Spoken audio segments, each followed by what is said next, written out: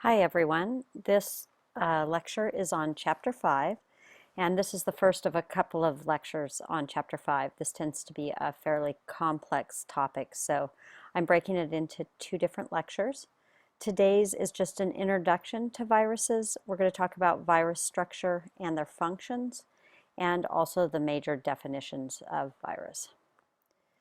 So a virus is a microscopic acellular, that means it's not a true cell, agent that's composed of nucleic acid that can either be DNA or RNA that has been surrounded by a protein coat.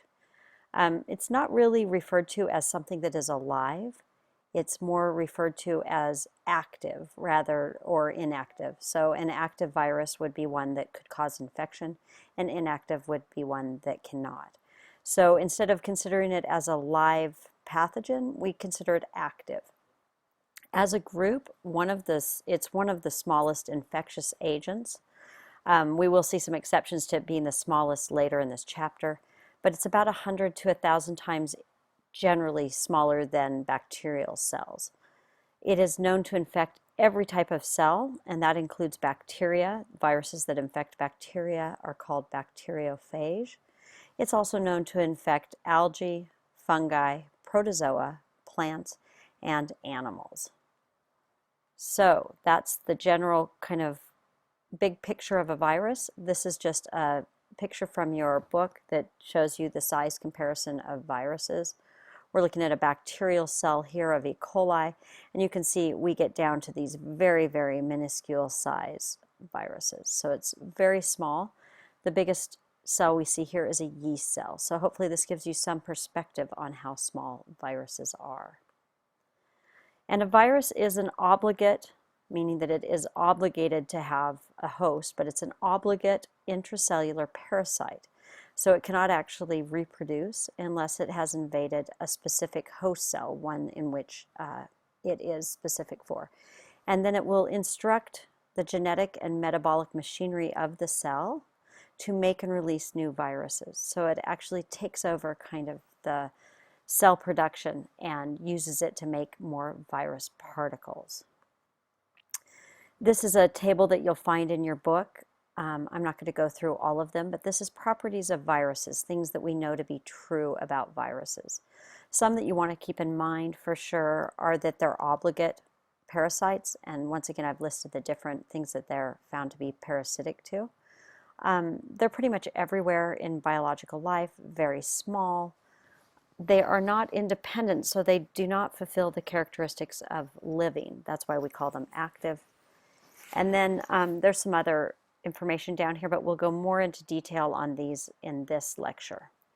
So when we look at a virus and its structure, the first thing that we should note is that there is a central core, and this contains nucleic acid molecules, which are either DNA or RNA. And then sometimes there are matrix proteins and enzymes. Enzymes are not found in all viruses, but some viruses do carry enzymes with them. And the central core of nucleic acids is surrounded by a capsid. And then some are even surrounded again by another layer, and that's an envelope. Envelopes are not found in all viruses. We'll go into this a little bit more in depth now. So the capsid is a protein shell that surrounds the nucleic acid. So at its simplest form, a virus would just be these nucleic acids surrounded by a capsid. And when that's put together, we call that a nucleocapsid. So it's the capsid together with nucleic acid. Naked viruses consist only of a nucleocapsid. So if you're talking about a naked virus, all you're going to see is that protein shell around the nucleic acid. However, there are some viruses, and these would be viruses that are not naked, have an envelope surrounding the nucleocapsid. So it has that basic structure of the protein capsid and the nucleic acid, but then it actually has external covering. And usually this is a modified piece of the host cell membrane. So it's similar to a host cell membrane, although often the virus will put its own proteins exposed on the outside surface. Spikes are also a common component of viruses. They can be found on both naked or enveloped viruses. If they're on a naked virus, it will be projected from the nucleocapsid. And then if it is enveloped, it will be on the outside of the envelope. And these spikes actually allow the virus to dock with a host cell. So they're what actually allows that virus to attach itself to a host cell and then get ready to infect it. So the term virion is what we use to describe a fully formed virus, and meaning that it is able to establish an infection in a host cell. So it has all of the components that make it able to infect a host cell. This is a picture of the generalized structure of viruses. The one on the left is a naked virus, so you can see it has that nucleic acid inside of it. On the outside, it's surrounded by this protein coating or capsid, and then it has these spikes that stick out that allow it to attach to the host cell that it's going to infect. If we look to the right here, this is an enveloped virus. So inside, you can see it looks similar to that naked virus. It has its RNA or DNA, so it's nucleic acid on the inside. Then it has its capsid, the protein coating that you would see in the naked virus.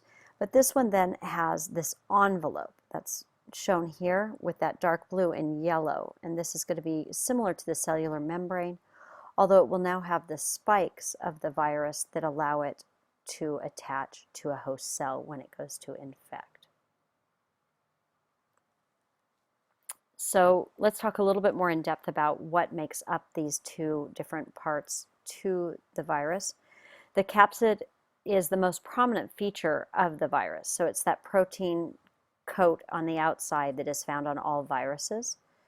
It has identical protein subunits called capsomeres. And if you go back and look at this picture, you can see that it has all of these proteins that look identical that make up this outer coating.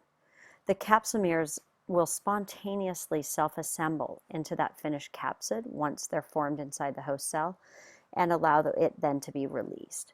There are two different types of capsids. We have what is called the helical, and then we have the icosahedral.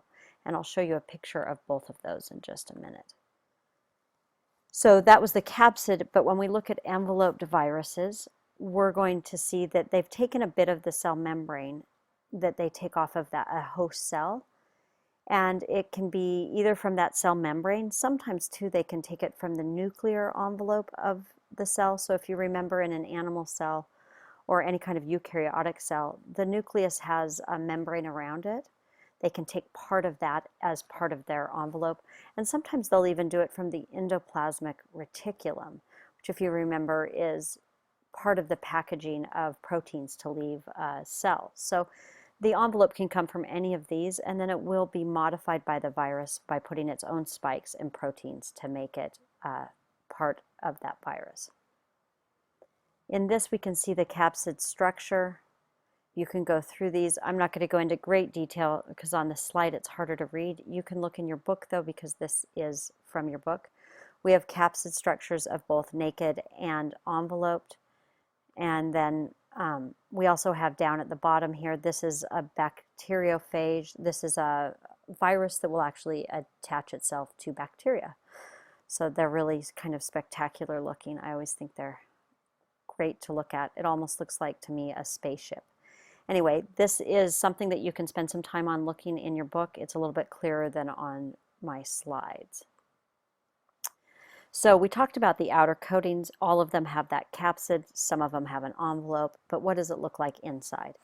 This is where you're going to find the nucleic acids, and this is at the center of the virus. The virus will always contain either DNA or RNA. It doesn't contain both. It's either a DNA or RNA virus. And the number of the viral genes is actually very small compared with that of a cell. And that's because the virus only really needs to have the genes that get it to invade a host cell and redirect their activity. So it uses everything else from that host cell. So really it's just what makes it specific for the virus. And viruses can exhibit a wide variety of configurations of DNA or RNA. We'll go into some of those next. So when we look at the nucleic acids of viruses, we have some viruses that are DNA viruses and some that are RNA viruses. And even within these categories, we have differences. In the DNA, you can have a single-stranded DNA virus, you can have a double-stranded DNA virus, and the DNA can either be linear or circular. When we look at RNA viruses, they can be double-stranded. More often they are single-stranded. And then we can have either a positive sense RNA, which means that it's ready for immediate translation, or a negative sense RNA, which means that it has to be converted for translation. So can have either one of those. The RNA can be segmented. And then lastly, there is a form of RNA viruses called retroviruses. HIV would fall under this category. And they carry their own enzymes to create DNA out of the RNA. That's why they're called retroviruses. They're going from an RNA back to a DNA, which then will use the host cell to replicate. Some virus particles will carry other substances. They will carry enzymes, perhaps, that are for specific operations within their host cells. For example, they may carry polymerases that can synthesize DNA and RNA. They may also carry replicases that will actually copy one strand of RNA. And then we have reverse transcriptase that you would see in the retroviruses, and this is what would synthesize DNA from RNA.